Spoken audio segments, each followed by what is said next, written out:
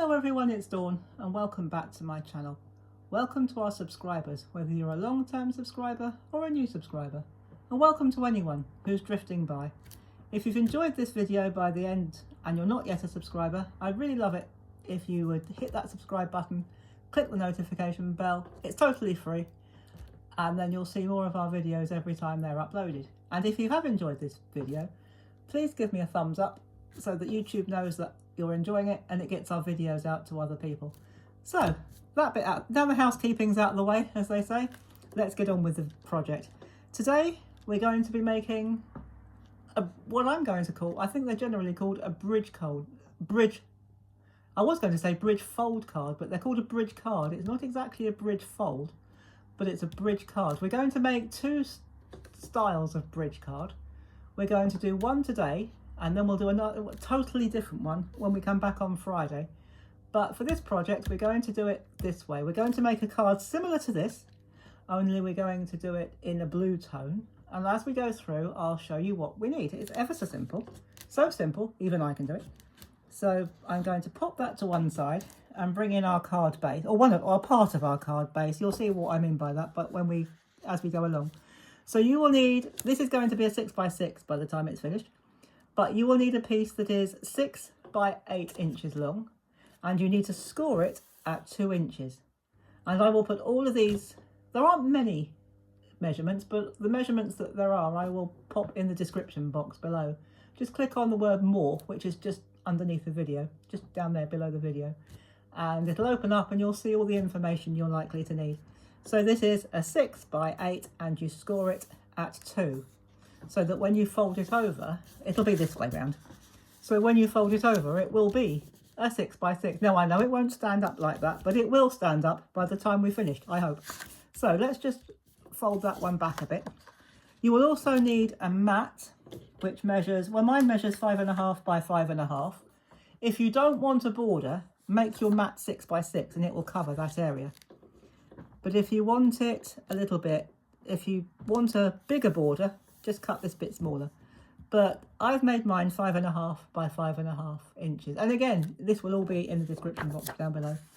And we're going to use some glue. I'm going to use the Creative Crafts bookbinding glue. And we're just going to, actually, you know what? Let's just move that over a bit so that you can see what I'm doing. That's better. Then you can see every bit of what I'm doing. So we're just going to squiggle some glue on here. So I'm using, as I said, the Creative Crafts bookbinding glue because I absolutely love it. It's a good strong glue and it bonds quite quickly. So once it's down and it's dry, it's a strong glue. So let's bring this in.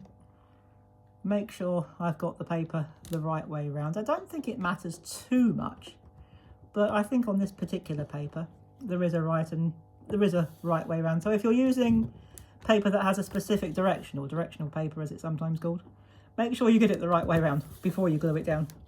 So we're going to glue that down like that. And I was a little bit off there with the cutting, but by the time it's up it won't show, so I'm not too bothered. By the time it's standing up it won't show, so I'm not too bothered. You will also need, to complete your card base, you will also need a piece that measures 6 inches by 2 inches. And that will be at the bottom of your card. And you will need 2 mats for that. And both of these are 1.5 by 5.5 inches, that is. So we're just going to, well, we'll put it on there first. We'll put the top one on first. Not that it makes much difference. So we'll just squiggle some glue along there. I'm going to be using the same glue throughout this project. So I'm not going to be messing about changing different adhesives.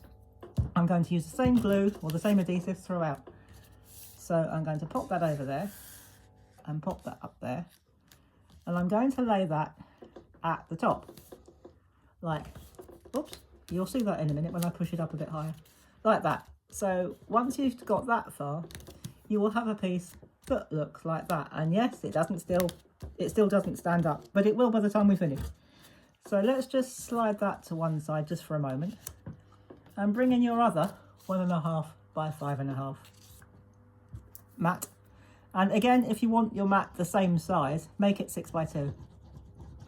But I like to have a little border around my mats. It just keeps it looking a bit tidier. Otherwise it can look a bit too busy.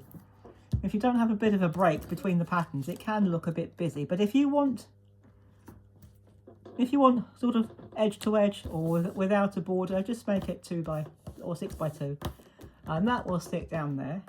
And now this is where we make our card hopefully stand up.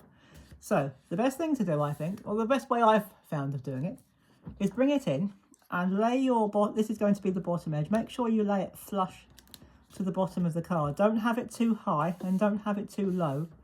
Just make sure you put the bottom corners together and your edges line up, or your corners line up anyway. Now you need the bridge to hold the two pieces together. And I have found in my ephemera drawer this delightful little bird. It came from the recent or the latest Simply Cards and Papercraft. And it came with a whole host of beautiful papers and bird-style ephemeras. It had birds, it had butterflies, it had a few flowers, it has the most gorgeous sentiments.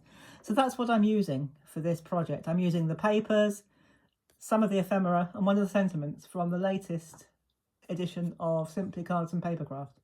And what we do, we work out where we're going to put it. I'm just going to use one. I know in the sample card I showed you 2 birds. We're just going to have one, and we're going to have him, or her, I think it's a him though, it's a bullfinch.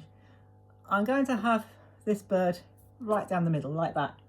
So what you do is you turn your card, or you turn your piece of ephemera over, and you pop some glue just on the top. Don't put it all the way through, otherwise it will stick the card together and it won't open. And you stick it at the bottom, like that. So then you turn it back over again. Make sure, this is the important bit, make sure you've got it lined up. When you have got it lined up, and if you use glue, you've got time to do this and take your time, hold the thing down like that, hold it in place once you're sure you've got it in line, and then put your bridge piece where you want it. And I want mine right down the middle, well, sort of right down the middle. So hold it down just for a few moments. Now if you use this style of glue, and it does splurge over the edge, just give it a wipe. It'll dry clear, so it won't show. And again, just give it a bit of a wipe. It'll also give it a bit of glaze, so if you like a bit of sparkle, you can use your glue to add a glaze. So there's another hint for you, which I hadn't planned on putting in, but hey ho, that's what crafting's all about, sharing ideas. And just to finish this off, I've got a couple of bits of ephemera again from the same pack. I've got 2 gorgeous little blue butterflies, and I've got a sentiment. So we'll put the ephemera on first, and then I'll show you the sentiment, and we'll pop that on the top, and we'll be all done. So let me just put the glue to one side so I don't knock it. That doesn't mean I won't knock it. Just because I put it to one side, it doesn't mean I won't knock it. It's just, hopefully I won't. So we're just going to put one little butterfly there. And this other little one that's, well, actually it's roughly the same size. His wings or her wings are just at a different angle. So I'm going to put that one down there. Again, just wipe off the excess glue that spills out, because it will dry clear. And it'll dry quite solid as well. It's a good strong glue, this. And I've got one more sentiment which says, just for you. So this could be for any occasion. So I love these sentiments that they put in these packs, because, okay, some of them are specific. Some say happy birthday. This one was a spring pack, so some of them even said happy spring. And sometimes some said springtime, but I didn't necessarily want a sentiment that was specific to any particular season. So just for you, or any particular occasion. So I thought just for you will cover any occasion, whether it's a birthday or just to say hello, just because you fancy sending someone a card. So there you go. There is our bridge card. Well, let's call it bridge card number 1. And when you come back on Friday, I will be doing bridge card number 2, but it'll still be a bridge style, but it'll be totally different. It'll probably be another 6x6, but it'll look totally different from this one. And just to let you know, in case I was going to let you know on Friday, but I might forget, and if I do remember, I'll remind you on Friday. Starting from next week, over on our Crafty Capers with Dawn Facebook group, we are going to be doing a thing called Wednesday Wonder. So surprise, surprise, it's going to be on a Wednesday. It will not be here on YouTube. So if you want to find out what we're all about over there, come and join the party, come and join the group and find out what we get up to. So what we will be doing, we'll be doing a project that's a bit different to the style of projects that we do here.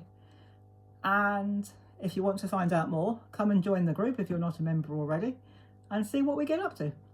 And I will see you on Friday with bridge card number 2. So I hope you've enjoyed this one. Do take care, everybody. Have fun. And until the next time, happy crafting. Bye-bye for now.